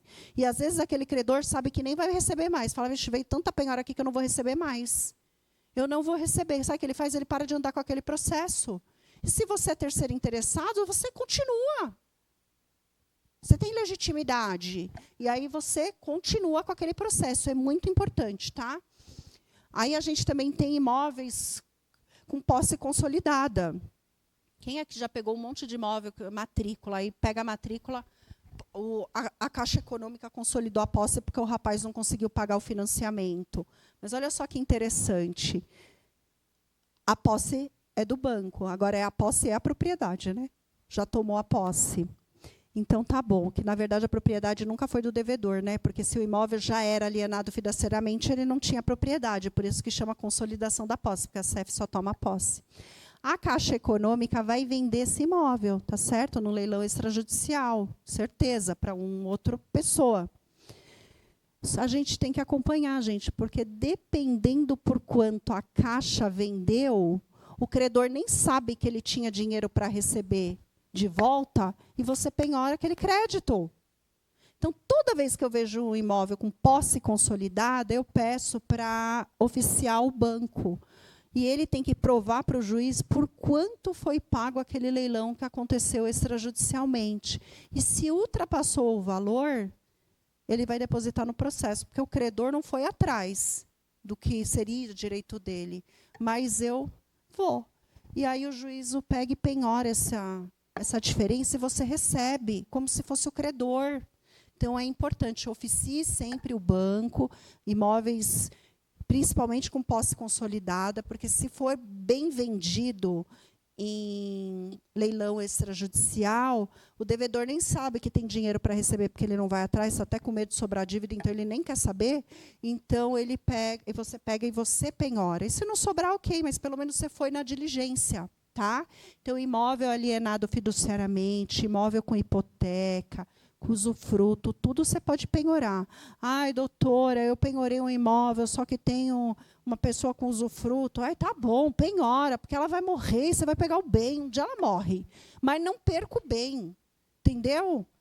Capaz até o credor ir lá mandar matar, né? Eu estou brincando, pelo amor de Deus. Aí eu falo assim. Mas, assim, penhora, porque a gente não pode perder o time. Tá bom? Então, penhora no rosto dos autos. Aqui eu estou colocando direitinho como é que vocês têm que fazer. Fazer a habilitação, pedir direito de preferência, acompanhar esse processo como se fosse de vocês, tá? E aí, tem muitos juízes que, olha só, eu gosto muito de pedir a penhora no rosto dos autos, mas eu gosto muito também de indicar o imóvel que eu achei a penhora. Não importa que ele está lotado de penhora, eu peço, porque vai que vai arrematado na minha. Então, eu peço as duas coisas.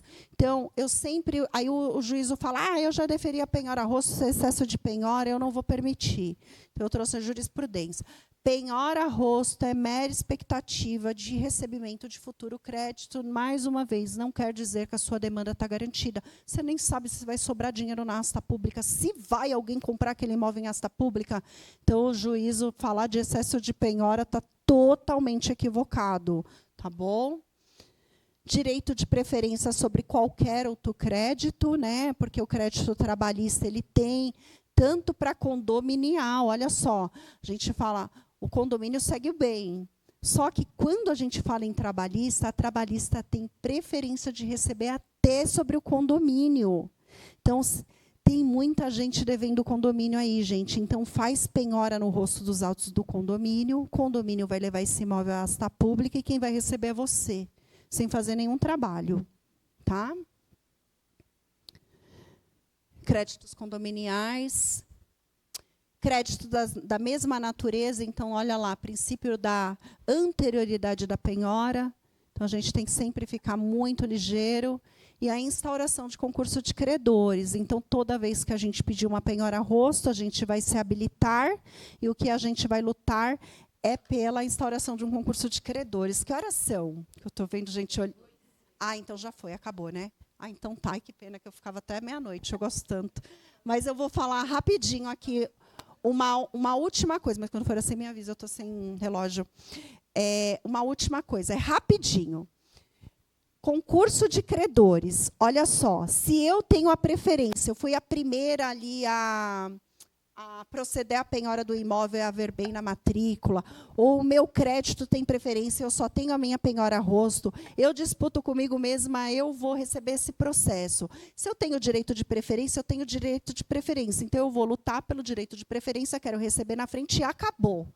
Mas vamos dizer que eu não tenho direito de preferência. Tem umas 20 trabalhistas já averbadas na matrícula, foi arrematado lá no cível, vai pagar pela ordem de penhora, porque são créditos da mesma natureza, princípio da anterioridade, não vai sobrar um centavo para mim. Eu vou ser doida e pedir direito de preferência, vai falar, você está equivocada, meu bem, você é a última da fila. Não, gente, eu vou lutar por outra coisa. Se está desfavorável para mim, eu não quero direito de preferência, eu quero rateio. Nem que eu receba um centavo, mas todo mundo vai receber um centavo. Por quê? Porque senão o coleguinha que trabalhou com o meu cliente vai contar para ele e meu telefone não vai parar nunca mais. Gente, então, se não temos o direito de preferência, vamos lutar pelo rateio. Doutora, rateio não existe na lei, mas a gente teve o primeiro ano de faculdade e lembra de princípios. Então, lembra que tudo que não está na lei, a gente usa princípio. Princípio, razoabilidade, proporcionalidade, aí vai, gente, explora. Tá bom? Gente, espero que vocês tenham gostado. Eu trouxe assim, é muito rápido, 2 horas, a execução é tão extensa, eu ficaria aqui um dia inteiro. Doutora, marca um sábado inteiro de execução que a gente fica aqui, só falando de execução. É muito gostoso. E é uma matéria comprida. Execução é muito comprido, que você vai lá até em direito de família, um pouquinho em herança, etc. e tal.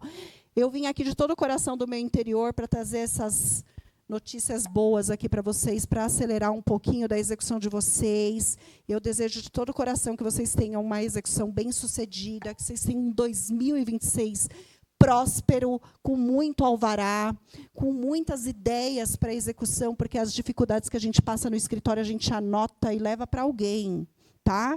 Se alguém tem nome. Então, eu desejo de coração, de verdade, que vocês tenham uma execução muito bem-sucedida, um ano novo incrível e que sejam de muito alvarás. Eu quero todo mundo milionário me mandando mensagem. Deu certo, tá bom? Obrigada, viu, gente? Valeu mesmo. Não, lógico, eu tenho. Tá todo mundo pedindo um curso, né? Eu ainda não tenho esse curso. Por quê? uma dessas coisas é a falta de tempo, mas eu também... não é competição, né? Não é uma competição. A gente fala não que eu me considero no topo, mas a gente se considera sempre maior porque é positivo. A gente fala, quem está no topo não compete. É muito difícil eu competir com José de Andrade com execução efetiva. Você está entendendo, doutora?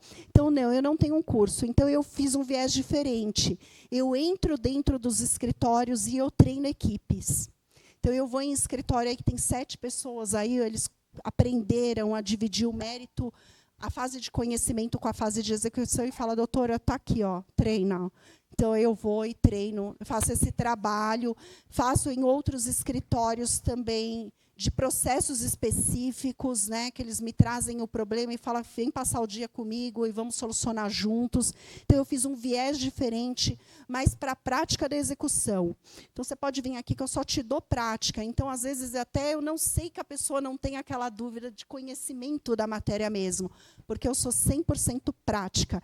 Então, doutora, curso agora eu não tenho. Eu aplico alguns com execução efetiva, que eles são muito meus amigos, com o professor Fabiano, que eu estou num curso dele agora, graças a Deus, e da Uniarnaldo, que é na universidade, e em escritórios girando por aí. Esse curso eu ainda não tenho. O ano que vem eu vou fazer um livro, então eu acho que depois do livro seria a estratégia para o curso, porque não dá para concorrer. Não que fosse uma disputa, mas não dá para concorrer, entendeu?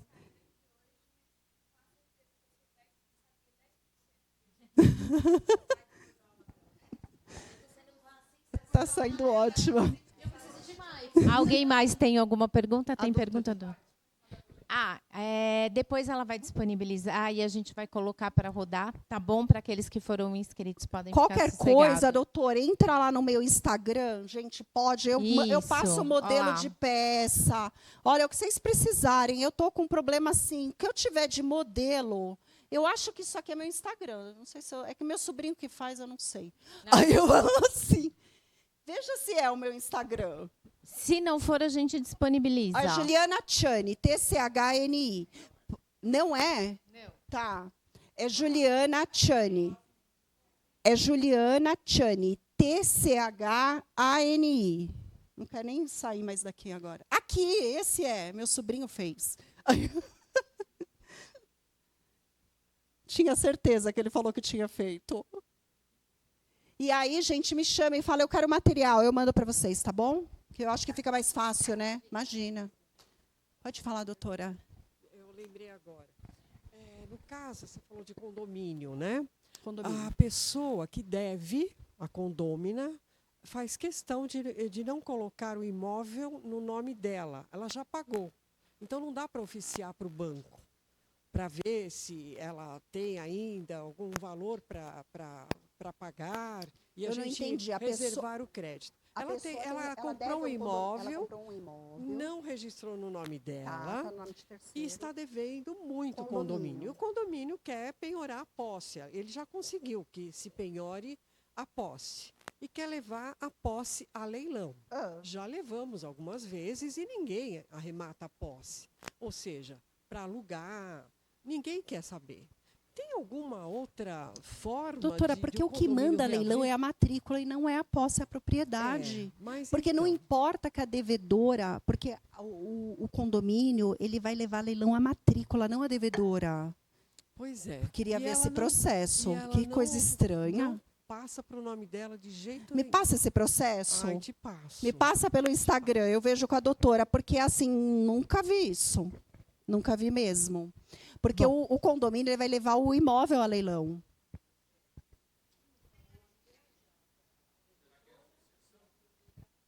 Não sei, é só olhando, que é bem diferente, né? Bem atípico.